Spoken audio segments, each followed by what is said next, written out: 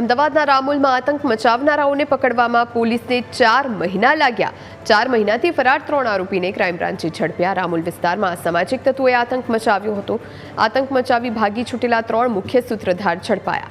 આરોપી પંકજ ભાવસાર, આશુ પિલ્લઈ અને અશ્વિન ખાંટુ સકંજામાં આવ્યા છે। આરોપીઓ મધ્યપ્રદેશ, રાજસ્થાન, હરિયાણા, દિલ્હી અને ઉત્તર પ્રદેશ ફરતા હતા।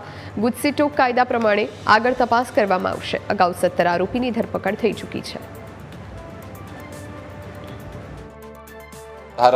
જે ગેંગ ચલાવનાર હતા એ પંકજ ભાવસાર, અશ્વિન ખાટુ અને આશુતોષ, એ ત્રણેયની આપણે ક્રાઇમ બ્રાન્ચ દ્વારા ઘણા લાંબા સમયથી શોધખોળ ચાલતી હતી અને બાતમીના આધારે અમે એ લોકોનો આપણે અટકાયત કરવામાં આવેલ છે અને આગળની તપાસ અત્યારે ક્રાઇમ બ્રાન્ચ કરી રહી છે। દિવસ તોફાન થયા એ દિવસ આરોપીની અત્યારે જે પ્રાથમિક પૂછપરછ થઈ છે એમાં આપણે ખબર પડી છે કે એ 3 થી 4 રાજ્યોમાં જુદા જુદા જગ્યા ફર્યા હતા અને એ અલગ અલગ દર અઠવાડિયા 15 દિવસમાં આપણા પોતાની જગ્યાઓ પણ બદલતા રહેતા હતા અને એ ખૂબ જ શાતિર અને અગાઉ ઘણા બધા 11 જેટલા ઓછામાં ઓછા દરેક ઉપર ગુનાઓ છે।